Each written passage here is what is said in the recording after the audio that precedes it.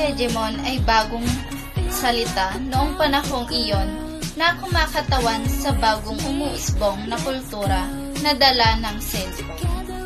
Isa itong paraan ng kakaibang pakikipag-usap sa text dahil sa limitasyon na 160 characters ayon sa nagnomina ng salita na si Prof. Roland Tolentino ng UP.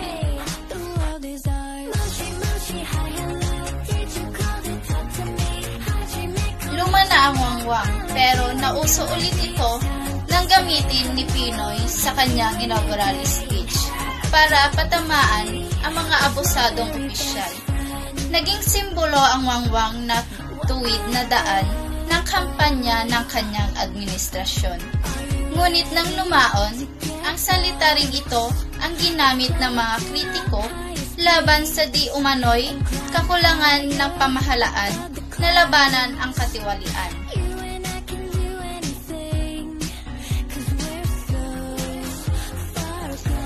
Ayon sa isa sa mga programina ng salitang ito, na si Director Jose Javier Reyes at publicist na si Ansel Ferrer, nakikita sa pagkahilig ng mga Filipino sa selfie at pagkahumaling sa social media ang kultura ng pagkamakasarili at consumerismo.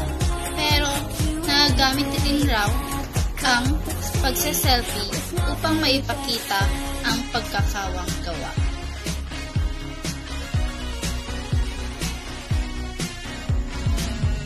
Kadalasang ginagawa ng mga kabataan ang photobomb ay hango sa salitang English na photobomb o ang pagsingit sa litrato ng ibang tao.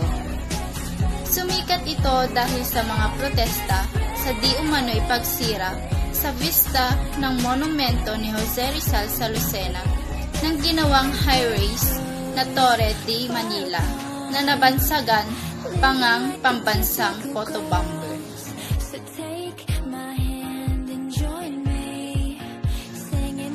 Ang salitang tokhang ay mula sa mga salitang Binisaya na taktok at hangin.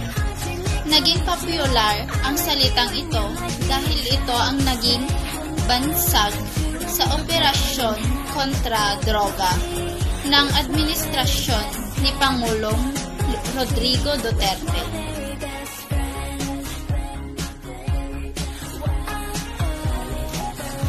Ayon kay Prof. Zarina Joyce Santos, ang nagpresenta para sa salitang pandemya.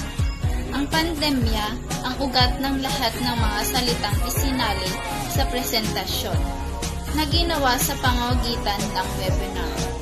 Ito din ang pinakamalaking salita na may pinakamalalim na kahulugan at pinakamay kabuluhan.